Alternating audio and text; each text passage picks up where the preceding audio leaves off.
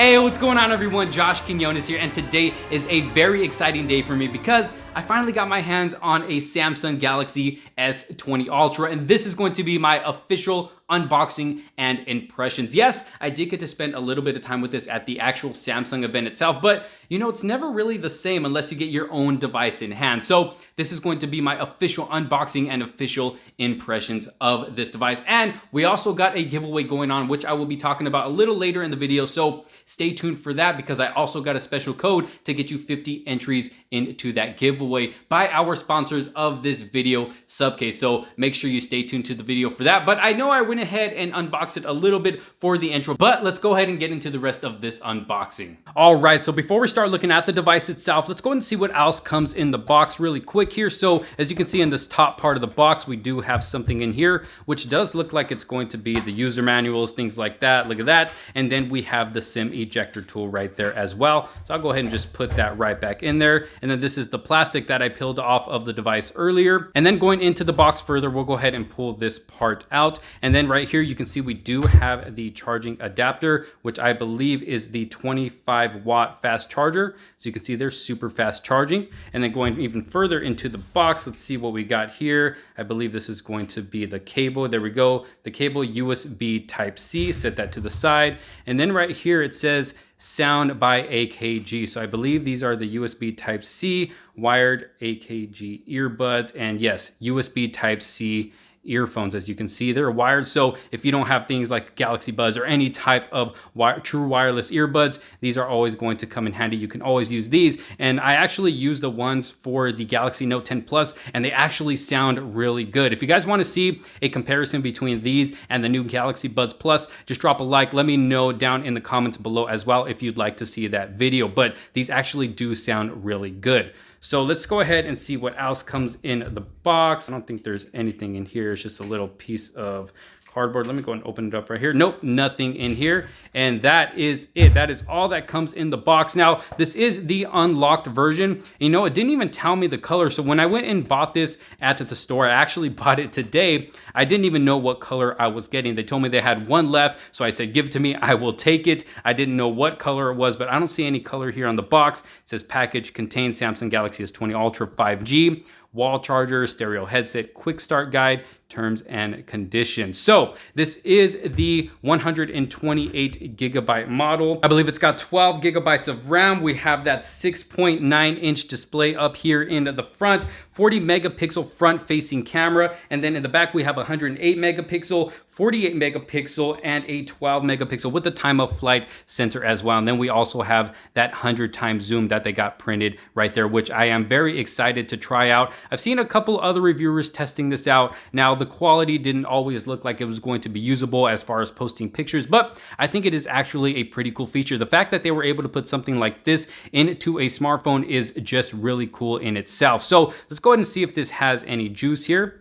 There we go. Let's see if it powers on. There we go. Samsung Galaxy S20 Ultra 5G. So I'm going to go ahead and let this power up. Once it does, I'll go ahead and sign in, throw in all of my info, and then I will be right back. All right, so I am pretty much all set up and ready to go. As you can see here, there's still a couple more things I need to do to fully get it set up the way I like it, but for the most part, it is set up and ready to go with a lot of my applications that I use. Now, the first thing I noticed going into this while looking into the settings, if I go into settings here, going into display, it does come set at full HD plus resolution. Now you can switch this up to WQHD plus. You can press apply and it will apply. Now, if you want to bring the refresh rate up from 60 hertz to 120 hertz, it will not let you do that unless you bring that resolution back down to 1080p. As you can see there, let me go and switch it back.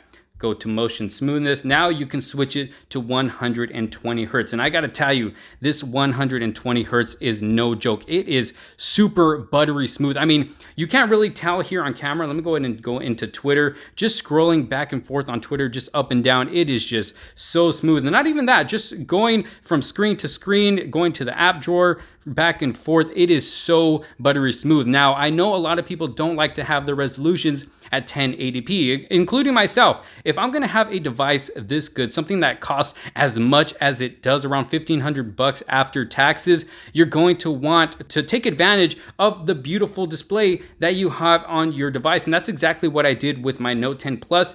As soon as I got it, I went into the display and switched that resolution to the highest it can go. Once I press apply here, it'll tell you down at the bottom, high refresh rate isn't supported in WQHD+. Your screen will change to standard refresh rate. You just press OK and it'll switch that up to you. Then you'll be able to fully take advantage of how good this display looks. But if you want to take advantage of the 120 hertz, then like I said, you will have to go and switch that resolution back down to full HD plus, press apply, and then you can switch your refresh rate to 120 hertz. Now, either way, you can't go wrong because with the highest resolution, it's going to look good. It's still super snappy, super smooth, but if you really want that buttery smooth feeling, then you're gonna want to change it to full HD, 1080p resolution, and then turn on that 120 hertz.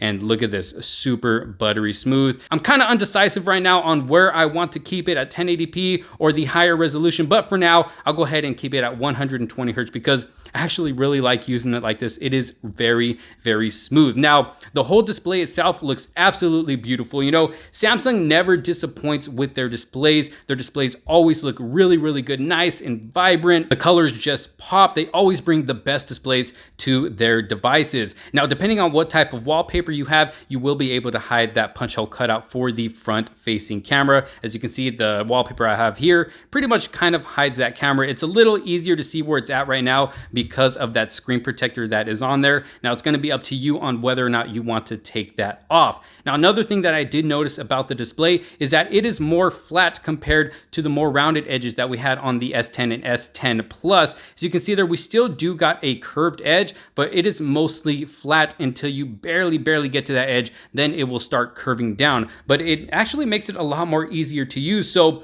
for those of you that had problems with the accidental touches of, say, maybe that edge screen, the edge features, anything like that, you won't have to worry about that with this new display because for the most part, it is flat on the area that you are going to be touching. So working very good. Let's see what else. So let's go ahead and try out the fingerprint sensor. I did set that up as well. Let's see. Boom. Whoa, look at that. Look, working really good.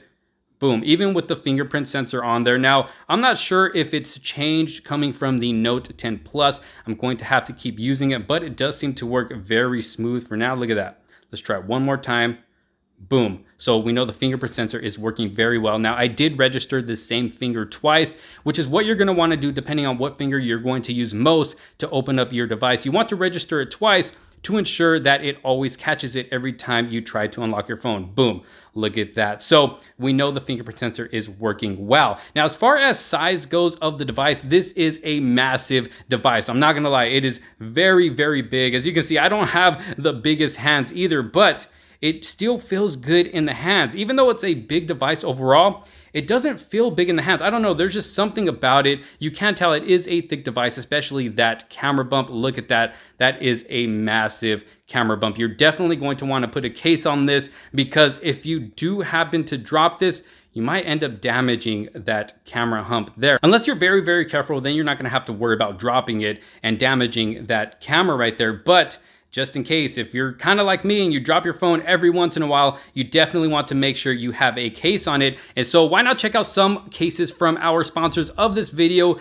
Subcase. I have two cases right here. I got this blue metallic, a very bulky, rugged case that's definitely going to give you the fullest protection that you can get. And then I also have a thinner case right here, also a clear case to be able to show off the back of your device. So let's go ahead and try this one out first. This one just slaps right on there. This is called their Unicorn Beetle style case. This is going to allow you to show off the back of your device, and it's still going to give you protection around that camera. Now, it is pretty flat. It doesn't give you a huge lip over the camera. It stays flat with the camera, as you can see there. So if you happen to put it on its back, hopefully you should get no damage done to that camera module in the back. But going to the front of the display, still getting some pretty good lips there. So if you happen to have it face down like that, should protect your screen. Let me go ahead and throw this other case on really quick. So here we are. This is the two-piece case. As you can see, they're definitely going to give you the most protection out of both cases. Look at that. Definitely a deep cutout for the camera, so you're definitely not going to have to worry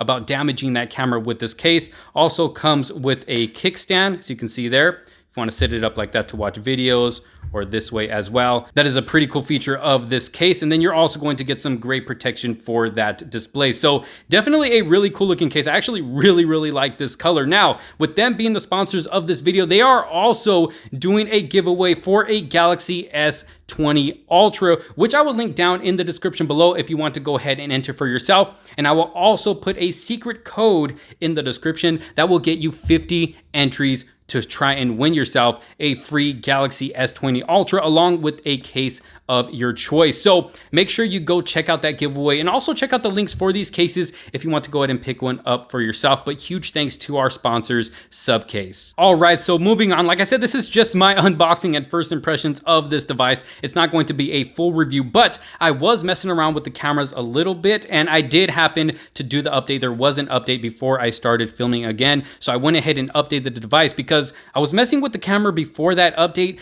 and it was just having a really hard time focusing on the object that I was trying to take a picture of. So the stories that were told about the camera on this having focus issues were true. I was having a lot of focus issues until I finally updated it. And then once I updated it, the picture started coming out really good. So let's start off with the selfie camera. I took 2 selfies as you can see here. Now I am very impressed with the selfie camera. It brings out great quality in those selfie photos. I am very happy with the selfie camera. Can't wait to take more. And then I will be posting stuff on Twitter as well. So I'll drop my Twitter handle down in the description as well. So you can go ahead and follow me on Twitters because I will be posting a lot of pictures with this device. Then going to the rear cameras, as you can see here, this was taken after the update. Now it did seem like it had a little bit of focusing issues here on my hand, kind of started blurring it out. But as far as the actual object goes that I was taking a picture of, came out very good. Then going to the next picture, right here I was taking a picture of my Movo microphone. Now it looks like it kind of blurred out the actual microphone itself. It looks like it was focusing more on the Movo logo there. Then moving on, I was messing around a little bit with the 108 megapixels right here. As you can see, we get a lot of detail even once zooming into the palm tree here. And then I was messing around with the zoom feature. So this is just at regular 0x zoom. And then moving on, I believe this was 4x zoom if I'm not mistaken.